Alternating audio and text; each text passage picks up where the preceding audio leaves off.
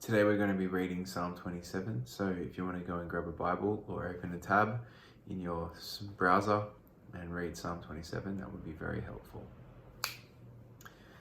The things that jump out for me of Psalm 27 is David's desire for deep intimacy with God.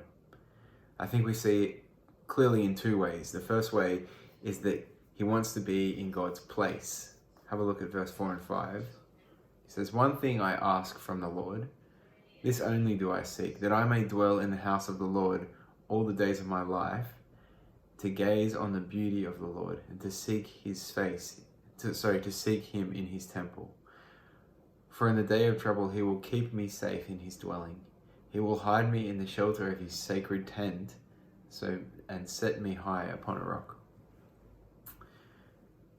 Even though God is so big that the whole heaven can't contain him, in David's day he dwelt among his people, the Israelites, in a tent. And the tent was called the tabernacle. And this was the house of God. This is where David desires to be.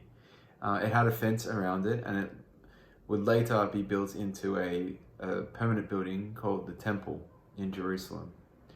But the tabernacle and the temple were meant to be small images of a place that is sacred space, sort of like the Garden of Eden back in Genesis chapter 1, a place where God and his people could be together in harmony, a sacred space, a special place. And so the temple was a place of intimacy. It was a place where God could be near his people and God's people could be near their God. And David says that he wants to be there more than he wants to be anywhere else. So he wants to be in the place of God. But he also wants to seek the face of God. Have a look at verse 8. "My heart says of you, seek his face. Your face, Lord, I will seek. Do not hide your face from me, and do not turn your servant away in anger." The privilege of seeing God face to face was all about having a close connection to him. We're told about Moses, so there's only a few people in the Bible who are described as seeing God face to face.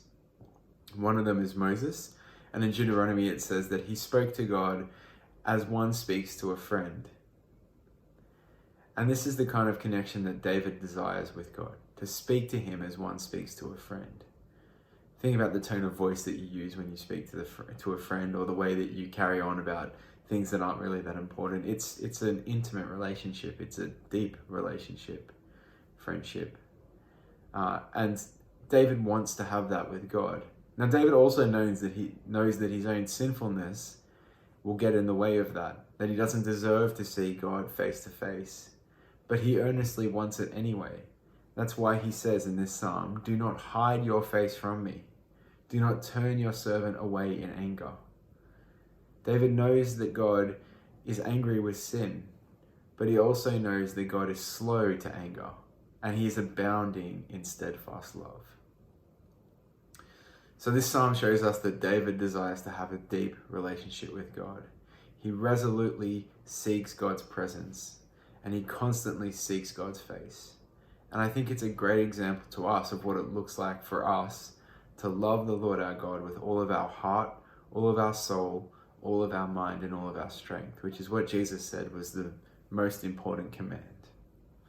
As another psalm writer would say later on in Psalm 42, "As the deer pants for streams of water, so my soul longs for you, my God." Let's follow in David's footsteps.